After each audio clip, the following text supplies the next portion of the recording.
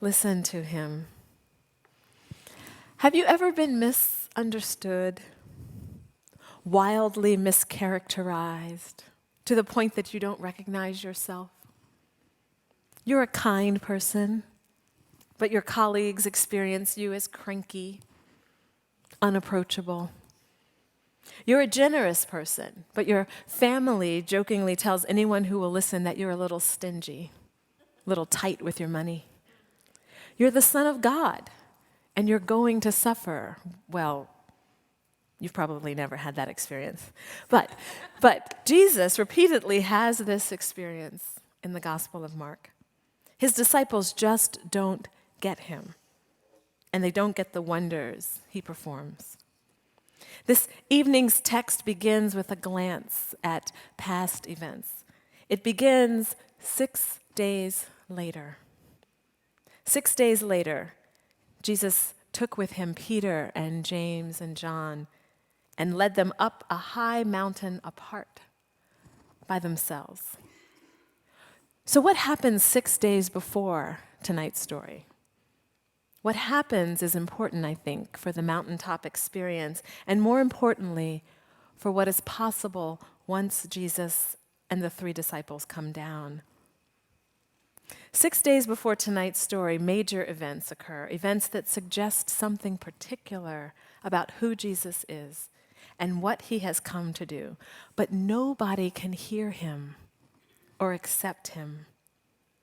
Before tonight's story, Jesus feeds 4,000 people with 7 loaves of bread and a few fish. 6 days before tonight's story, the religious authorities ask Jesus for a sign from heaven, for proof that he is who he claims to be, and he refuses to give them anything. 6 days before this story, Jesus chastises his friends for not listening to him, for not understanding the meaning of the marvels he has been doing. Interesting. Days before this story, Jesus cures a blind man. And just before this story, Jesus tells his friends he will suffer and die. Curious and upsetting news. None of us wants to hear that a friend is going to die. But Peter is upset enough about the news that he takes Jesus aside and literally tells him off. Hey man, what are you doing? We've got a good thing going here. Thousands of followers, near rock star status. Why do you want to bring everybody down when this is all going so well? Let's go easy with the death stuff, okay? Ixnay on the death stuff.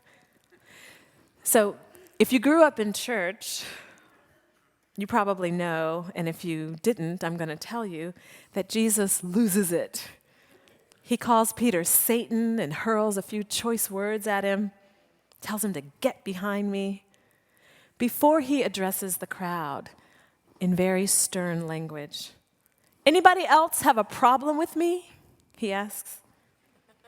Because those of you who are ashamed of me and my words, I will be ashamed of you when I come into my glory. And there ends the chapter before tonight's story. And so we have to imagine that this fight that Jesus has with Peter is weighing heavily on him 6 days later. Perhaps Jesus is thinking, Peter's my man. You know, if Peter can't listen to me and what I'm about, if feeding thousands of people with 7 loaves, if healing that blind man, come on, Peter. When I asked, who do you say I am? You're the only one who said you are the Messiah. Peter isn't hearing me. But today he will. Today we're going up on that mountain and I'm going to show him something that may take some time for him to get, but eventually he's going to hear me. 6 days later, Jesus took with him Peter and James and John and led them up a high mountain apart by themselves. And there Jesus shares what Matt Skinner calls a moment of striking intimacy with God. Only these three had the privilege to witness Jesus in divine glory. Jesus gets about as real and as naked as he can, giving the three a glimpse of his divine self. Moses and Elijah, who are dead, or at least no longer on earth, make an appearance. And Peter can no longer doubt, can no longer question, can no longer ignore the story Jesus has been trying to tell him. This, Jesus is saying, is who I am and where I'm heading. But first, I'm going to suffer. I tried to tell you, but you wouldn't listen. Jesus has to go there, and in so doing, he gives the three what I believe we all long for, but can't quite take in and hear. The full and dazzling brilliance of a God that desires to be in intimate relationship with us. A brilliance that when the three see it, Jesus knows to caution them to keep quiet. Shh. Tell no one. Such dazzling brilliance, such intimacy leaves them fearful and speechless. So what does Peter do? Like many of us when we're nervous, he starts to babble. Rabbi, it's good for us to be here. Let us make 3 dwellings, one for you, one for Moses, one for Elijah. They don't know what to say because they're terrified. But perhaps now they will listen. As a voice from the cloud instructs, this is my son, the beloved. Listen to him. The moment is over in a moment, and the three make their way down the mountain with Jesus. There is, in fact, still life to live, and Jesus, though brilliant, though dazzling, comes down the mountain to live life with his followers. Because isn't that where life happens? Occasionally, like Peter, James, and John, we catch glimpses of light and brilliance, but mostly we live down the mountain. So maybe the invitation this week is to notice those things in our lives that terrify us.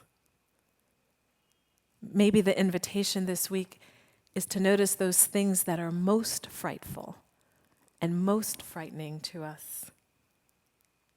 What is waiting for us down the mountain that we aren't quite wanting to listen to? Who is saying the thing that we really wish they'd keep quiet about? The thing that we really wish would remain unspoken.